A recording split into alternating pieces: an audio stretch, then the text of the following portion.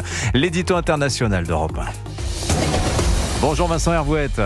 Bonjour Dimitri, bonjour à tous. Vincent, Donald Trump accuse le gouvernement du Nigeria de tolérer les massacres de chrétiens. S'il continue, a lancé Donald Trump, je le cite, les États-Unis pourraient très bien aller dans ce pays désormais déshonoré en défouraillant à tout va pour anéantir complètement les terroristes islamistes qui commettent ces atrocités horribles. Fin de citation.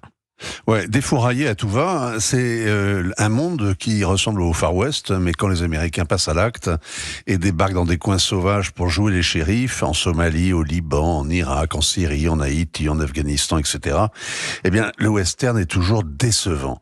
Donald Trump le sait si bien qu'il s'est fait le champion d'une forme d'isolationnisme. Les petites guerres au loin, c'est terminé. En revanche, le commandant en chef aime les opérations ponctuelles, les coups au but, la foudre qui s'abat du haut du ciel. Depuis le début de l'année, il a ainsi bombardé les installations nucléaires iraniennes de Natanz et d'Ispahan, l'état-major des Houthis au Yémen, sans oublier les vedettes rapides des narcos du Venezuela. Il n'envoie pas de troupes au sol, il n'ambitionne plus de reconstruire des États, il frappe et il se replie. Ça change le rapport de force, ça entretient sa crédibilité. Donald Trump dit souvent n'importe quoi, il ne faut s'intéresser qu'à ses actes qui sont cohérents. Alors, en l'espèce, il vient d'inscrire le Nigeria sur la liste des pays particulièrement préoccupants en matière de liberté religieuse. C'est un premier pas quand même vers des sanctions. Oui, ça ne devrait pas nous surprendre. Il y a 10 ans, il y avait un panneau sur la mairie de Paris. Rendez-nous nos filles après l'enlèvement de lycéennes par Boko Haram. Il y en avait même 3 panneaux sur le ministère de la Justice, mais en anglais, Bring back the girls. C'était plus chic.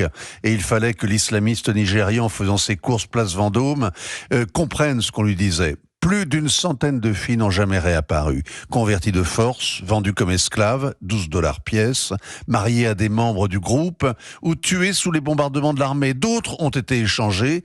À Paris, on a enlevé discrètement les banderoles. Fin du concours mondial d'indignation. Les Américains, eux, se sentent toujours concernés.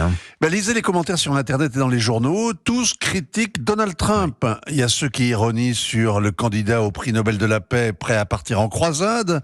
Il y a ceux qui le soupçonnent de faire cela pour le pétrole, le Nigeria est une éponge, ou pour flatter son électorat, les chrétiens évangéliques, les politiciens conservateurs, et même l'extrême droite européenne. Il y a ceux qui disent qu'il ferait mieux de s'occuper des Palestiniens, et d'autres qui expliquent que les victimes des djihadistes sont d'abord les musulmans.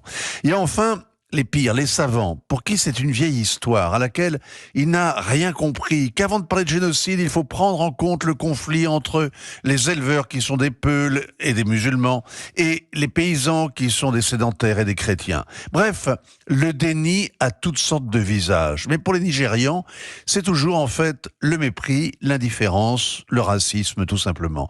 La réalité incontournable, c'est que 89% des chrétiens martyrisés dans le monde se trouvent dans un seul pays, le Nigeria.